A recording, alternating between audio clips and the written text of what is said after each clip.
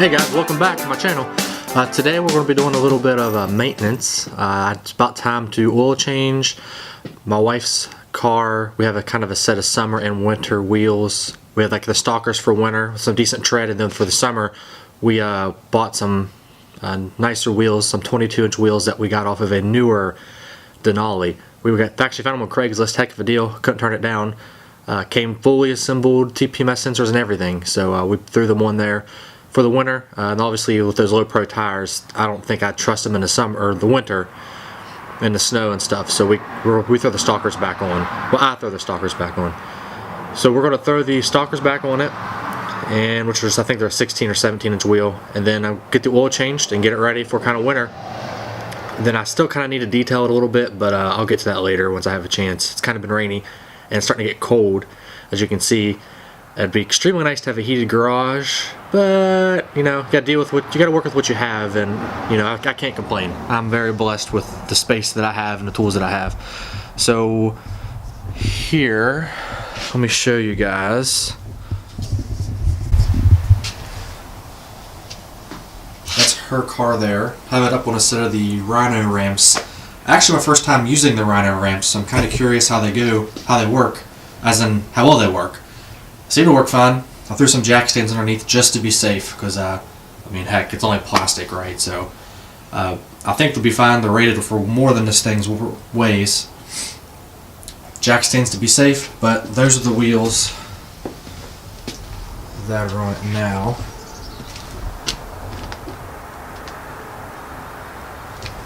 But they're a factory GMC wheel.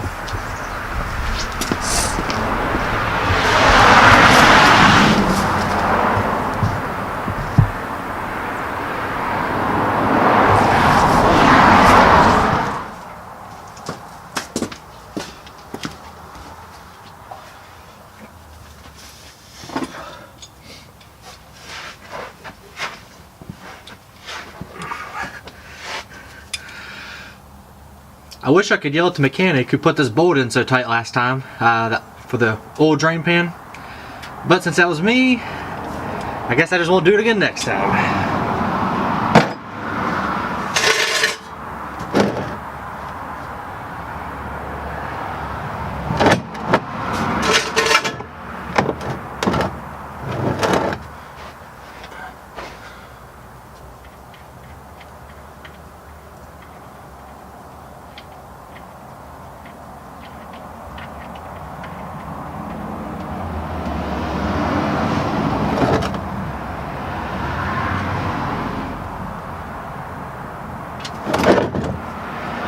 Yep, that was a fail.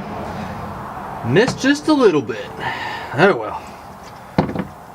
Grab some paper towels and clean this up.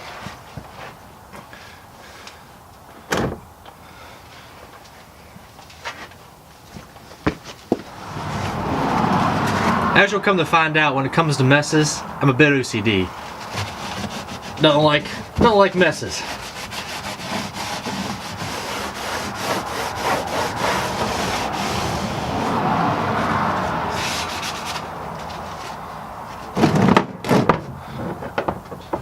Not lose this bolt anywhere.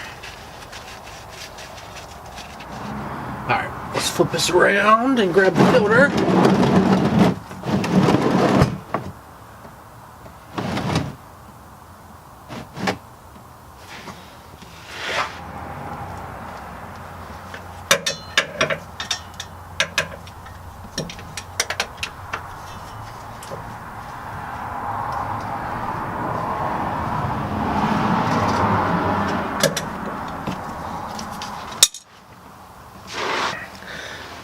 As you can see with this 5.3 that's in this Yukon, when you undo that oil filter, man, that thing drains forever. I just think it's because of the placement of the oil filter, with it being on the bottom of the motor.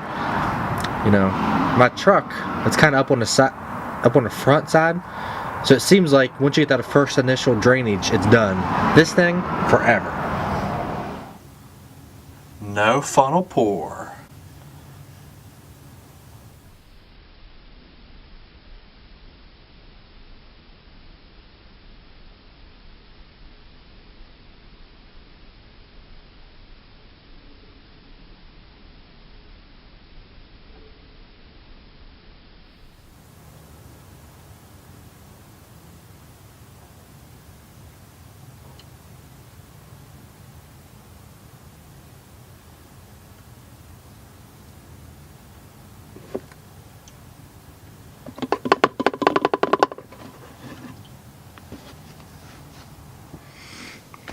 Alright, oil's done. Pretty simple. I would imagine most of you people already know how to do that. I mean, if you have any questions about how to do it or any questions about what I did, leave me a comment and I'll be sure to answer them for you. Next thing we're going to do is throw the wheels, I call them the winter wheels, back on. They have a little bit more tread, a little more aggressive tread for the snow in case we get them.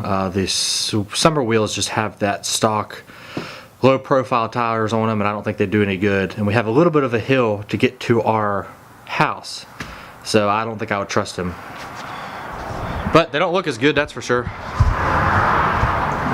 As you can see,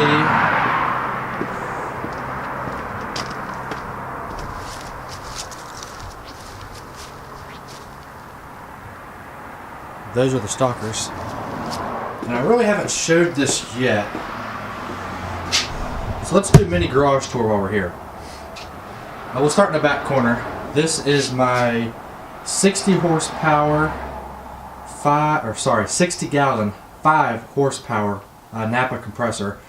That's a Napa Performance, and the reason I went with it is because I wanted a 5 horsepower motor in case I ever do some painting. If you kind of do a lot of reading on the forums and whatnot, they recommend at least a 5 horsepower motor to keep up with painting and high air tools, right? So that's why I have that one, and so far it's been good.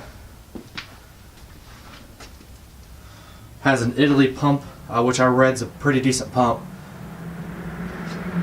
and then just a Century motor, which seems like it's about run-of-the-mill average, nothing too fancy, but it's nice compressor. I really do like it.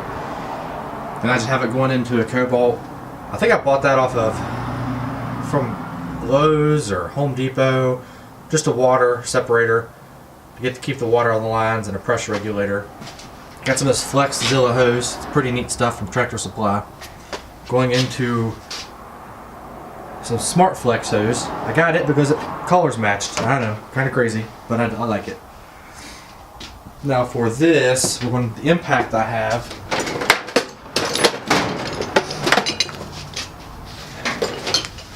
I have a Nitro Cat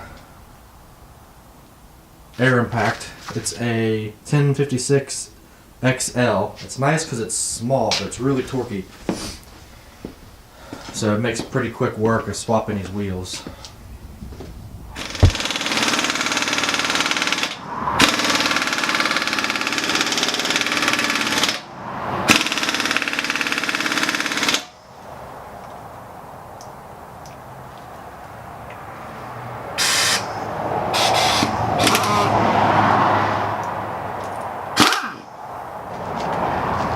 As you can see, I was having some issues.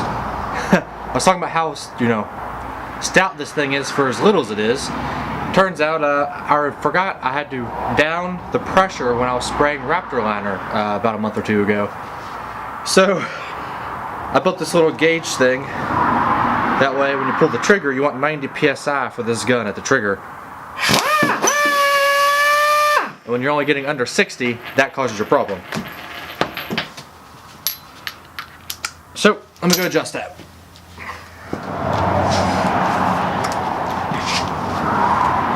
Alright, got that fixed now. I now have 90 psi to the gun, so let's try this again, and I bet we're gonna see a lot better results.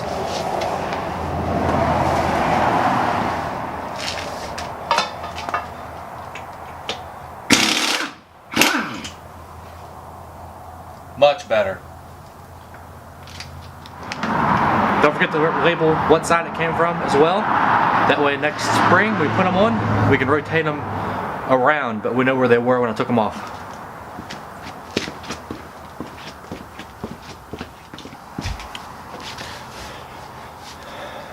Alright guys, just finishing up here. I got all the wheels put on, got the oil changed. I'm going to show you something kind of cool that some may not know, some may know, is that these GMCs with the TPMS sensors, I had some people tell me that you needed to take it to a dealership to get the TPMS sensor synced back up.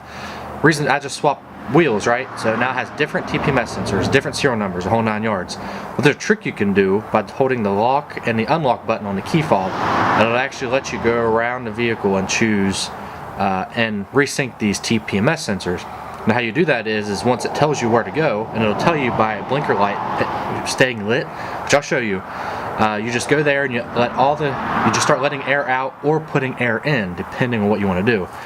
And then once it sees that fluctuation in PSI, then it knows where that is. So here you go.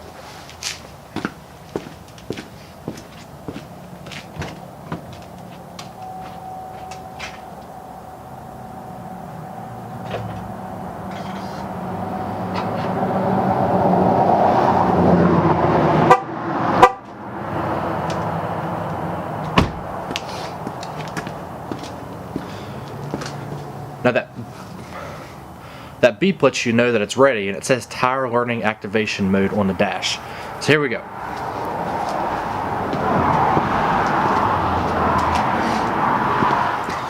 And you can see, let me put my head in front of it.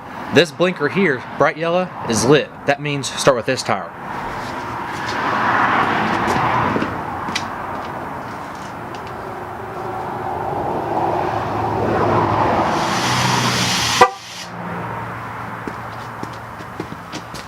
And there you go. See how that blinker light is now out? The indicator light's out. Now the passenger side one is now lit. So then I'll go to the passenger side. I'll do the same thing. Like I air it down. So personal preference, I just air it down. Air it all the way down until it beeps, and then it goes to another corner of the vehicle. I think it goes back. I think it just does like a circle. It'll go to the passenger side rear. So that's what I'm going to do to get all these set and synced. Kind of one of the points of this channel is to show you that you don't need big fancy tools and lifts and huge garages to be able to work on your own vehicles. I very, very rarely ever take my vehicle in for service. I do have one garage local that I trust. I've taken my vehicles over the years. When I need something done, they've always treated me right. But I have one garage that I will take it to if I need anything done. But it gets so expensive anymore to have these businesses just change oil and rotate tires. The last time I had an oil change and a tire rotation, and I bought the oil, I always buy the oil typically. I mean, I'm pretty sure I had over $30 in it. And to me, I already bought the oil, and to pay someone $30 to do that work is expensive. It's outrageous. I wouldn't say outrageous, right? It's not outrageous. Might be a bit of exaggeration there. But it's just expensive. And the reason that I'm able to have the stuff that we have as in vehicles, like my truck, wife's car, Mustang, boat, you know, that camper, the reason we're able to have that stuff, Jeep, sorry, keep thinking of something else I have, is because I do my own work. I do my maintenance. I basically all I'm paying for are the parts, which are usually pretty cheap depending on what you need. Like the Dodge has been through 2 wheel bearings, right? Surprise, a Dodge eating wheel bearings, a Dodge rusting. You know, I love my Dodge. That Dodge, you know, I went through 2 sets of exhaust manifold bolts on it. Now, granted, 1 or 2 are, you know, busted, but when you're in there, you might as well replace them all, because I'm not gonna put everything back together with old stuff. You know, that's just pointless. And that's been twice that's been done. And I will say once was under warranty, and the second time I did it, and it really wasn't that bad. But they quoted, excuse me, I apologize. That's not ladylike of me. They wanted $900 in the ballpark of $900, and then that's an estimate, and you know they won't know till they're done. $900. I don't know about you. $900 is a steep price to pay. I had about $200 in parts by the time I bought new bolts. I had to buy 1 heat shield and the gaskets. I had about $200, $250, we'll say, in parts. So you're talking $650, $700 for labor? Outrageous. Now that's outrageous. That is crazy to pay a shop that. And you can't just go to any shop and get that done. Now, when I was in there, it wasn't a difficult job. It was nice to have a welder, because I had to weld a nut onto some of those studs to pull them out. So I could see where it could get expensive, but $900 expensive is outrageous. No, I'm not going to do that, and I can't do that. So that's why I work on my own vehicles, and I'm sure they're just like everybody else out there. There's other people, that's the reason I do it. It's because, you know, you really can't afford to go out and spend that kind of money for maintenance, you know, when you can do it yourself, and that's why I do it. But as you can see, you don't need anything super fancy. It just takes a matter of jumping in and doing it. So I want to kind of leave this video here. I appreciate you guys watching this video. If you like it, subscribe, leave me a comment, tell me how I'm doing, like the video, and I want to keep pulling these out. The next video, I'm hoping to start diving into the Mustang. I have to do a little bit of work on the truck, so I might do that next, and then I'm really wanting to get the engine pulled in this Mustang. So that's coming up. If that's what you're hanging in for, I'm sorry, but it's coming. Just give me some time to get that started. Once I get some of this other little projects wrapped up, I can really dive into this. So have a good afternoon, or morning, or whenever you're watching this. Have a good day.